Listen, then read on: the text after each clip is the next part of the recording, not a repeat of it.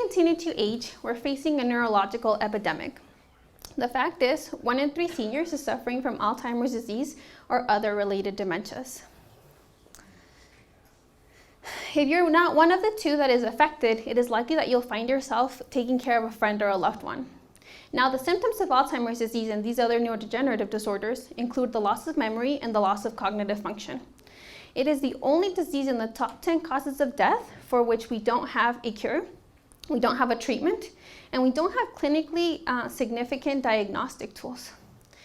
If we don't work towards a cure or a treatment, this disorder will affect millions of people and also cause such a large financial burden that it might just bankrupt our healthcare system. Now, the pathology of the disease is the misfolding and aggregation of proteins. So think of a protein as a piece of paper. On one side it's blue and sticky, and on the other it's red and not sticky. I can take this piece of paper and fold it into a box and have all the blue stickiness on the inside. However, if instead of like a box, I crumple up the paper, I now have blue sticky pieces all over the place that need to be tucked away into something.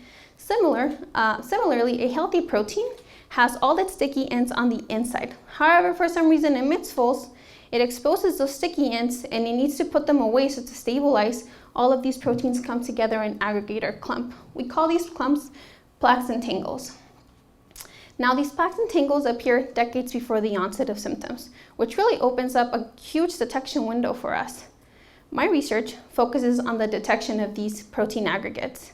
We're working to characterize and validate novel fluorescent molecular sensors called oligophenylene ethylene, or OPEs. What these sensors have done for us is we have found that they can detect the early aggregates of the disease, and we are able to see the protein aggregates in brain tissue. In the presence of healthy protein, the OPEs are turned off. However, in the presence of misfolded aggregates, they turn on, they fluoresce. We foresee our technology being used in research as a tool to help find a treatment or a cure by helping researchers track the aggregation process. In an ideal future, we also foresee our technology being used as a diagnostic tool. So for example, you turn 50, you go in for a mammogram or a prostate check and maybe a neurodegeneration check.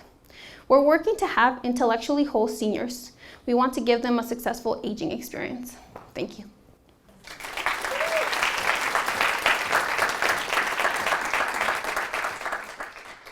Florencia, how long till I can get my plaques and tangles detected? We're working hard, but it takes time and a lot of money. Do you have a guess on how much time? 20, 30 years. There was a really great poster that was actually presented today talking about a treatment for it, so it's out there. Tell us where you're from, Florencia. I immigrated from Chihuahua, Mexico, but ever since Albuquerque.